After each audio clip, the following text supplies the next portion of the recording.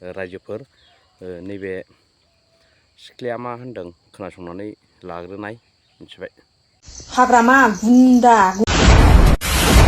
आथिं सिङाव दोननो नागिरदों गुन्दा साला हिनजाव सानै लानो लाइ होग्रा नोङो गल्ला बुजाब बेखौसो सिट बानायलायदों। हिन्दी रोङा इंलिस रोङा हारसा रोङा बेखौसो सिट बानायलायदों। बोख्लायनांगौ बेखौ गुन्दाखौ बोख्लायनांगौ। आं रागा जोंथारबाय। अब्ला खोनाबायबो आरो बुजिबायबो ना मा होनलांखो बियो हाग्रामा सारखौ मिथिबाय। जुदि केस होनो हायोबा आंबो हायो नोंखौ। बै समाव प्रमद बर' दिपेन बर' आंखौ जेल जाहोदोंमोन ना 1.5 मास। प्रमद बर' आरो दिपेन बर' सैमा कुत्ता साला। दा जोङो नोंसिनि बायदि गोसोबा बे हिनजावखौ दिनै जेलाव दोनहरनो हायो आङो मिथिबाय।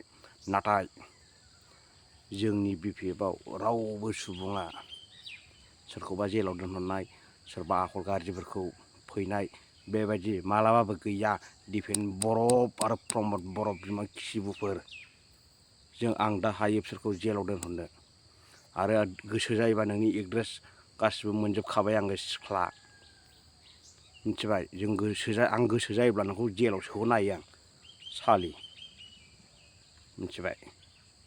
नाथाय खोनासं प्रमद बर' नोंसिनि बायदि गोसो मैला इउपिपिएल सरखार दिपेन बर' दाथ' नाव गंनैयाव आथिं होगासिनो दं नोङो साला।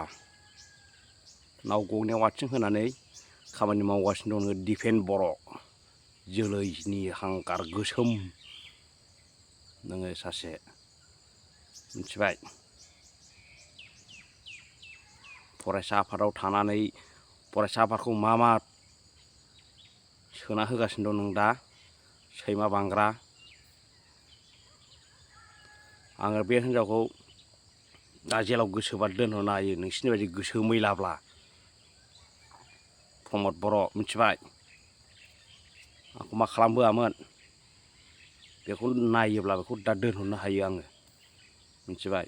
बेखिनिसै आरो नानि बारग'बाय नोङो नङाबाथ' नोङो जेलावनो थाहैनांबायमोन नोङो गथ' मिथिबाय। दाबो हायो आं नोंखौ गोसोबा